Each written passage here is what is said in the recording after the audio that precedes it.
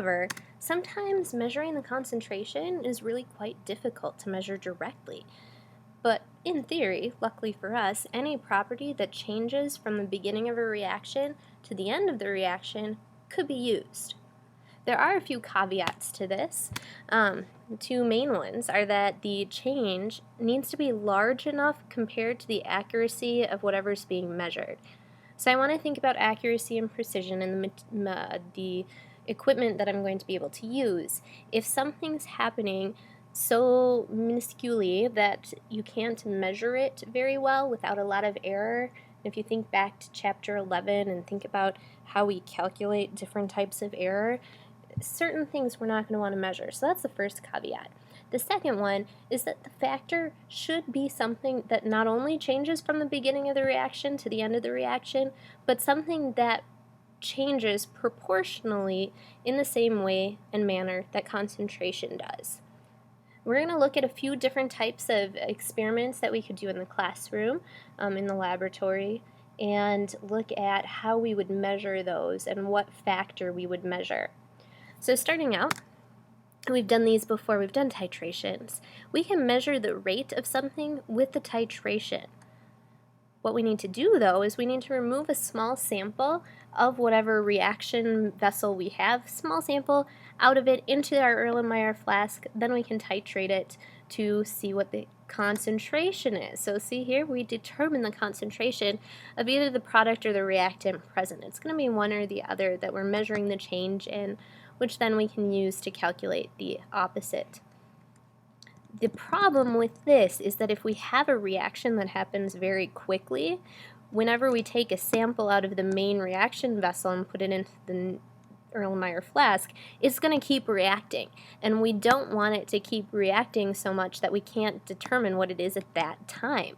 So we want it to use this either for a slow reaction, or we have to do something to stop the reaction momentarily. For instance, I could take my Erlenmeyer flask and put it under my burette, but have it in an ice-cold water bath. And maybe that ice-cold water bath will slow down the particles enough that it'll almost slow down the reaction enough to minimize the effect of further reactions taking place. The main thing that you want from this is that we can use these in acid-base reactions. So if you see a problem on a test or quiz that says, so we have hydrogen peroxide, which is an acid, and it reacts with some iodine ions, what would we do to determine the rate of this reaction? Well, we saw acid there, so we're going to assume that we're going to want to use a titration test to figure out what the concentration is. We could also have a reaction that produces a gas, and there's three different things that we can do if we do produce a gas, each one being slightly different. The first one that we have here, we have a reaction vessel. The gas is produced, goes to the top of the reaction vessel through either a glass tube or a rubber tube into some water in another beaker, and inverted in that would be probably a graduated cylinder. That way we can accurately measure the volume that's displaced. This test tube or graduated cylinder was originally filled with water. The gas that comes in pushes the water out of the way. The main thing for this, though, is that the gas has to be insoluble in water, because if it was soluble in water, it would just be dissolving in the stuff and would not displace any of the water back into the big beaker. Another way, if we have one that is soluble in water, we could do a measurement of the pressure if we had a device to do that. So we would have the gas, it would escape through the Erlenmeyer flask into our vessel that has some way of measuring pressure, and we would determine what that pressure change is. The issue with this one is that the gas has to be heavier than air so that it goes all the way down to the test tube and will be able to displace enough of the air. The third thing that we could do for a gas is if we have just a reaction vessel and a scale. I could put my reaction vessel on the scale, put my solutions or solid in solution into it, and if it produces a gas, I could let the gas just go out into the atmosphere around us. And if it is released, then my reaction vessel is going to get lighter. And as it's getting lighter, I could mark down how much lighter it's getting at specific time intervals. The problem with this one is that it must be a heavy gas for us to be able to determine that difference of mass on my scale, because enough heavy gas has to escape for us to be able to get good data for it. We also should have an insoluble gas as or we should have a gas that is insoluble in whatever solvent we have.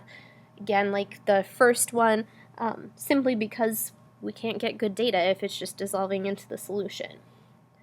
So we've done titration so far. We've figured out things for masses, or for gases, and we can do things with precipitates. So we can measure the rate of light absorption if we have a reaction that forms a precipitate. And as a little refresher, that means I'm taking two aqueous solutions, putting them together. One of the aqueous solution, or one of the new products, is insoluble, so it forms a precipitate in the solution. A solid forms out of these two solutions, and these new ions combine together, and the other part would stay aqueous. What we do, one way to do this, is to time how long it takes for the precipitate to obscure a mark that's made on a piece of paper. So I would take a piece of paper, put a big X on it, put it below the beaker or put it behind the beaker from where I'm standing, and watch and see how long it takes for me to no longer see that mark on the paper. I could compare colors. Sometimes we have color changes along with this as opposed to just the precipitate being formed, and in that case I could write down my qualitative observations with time.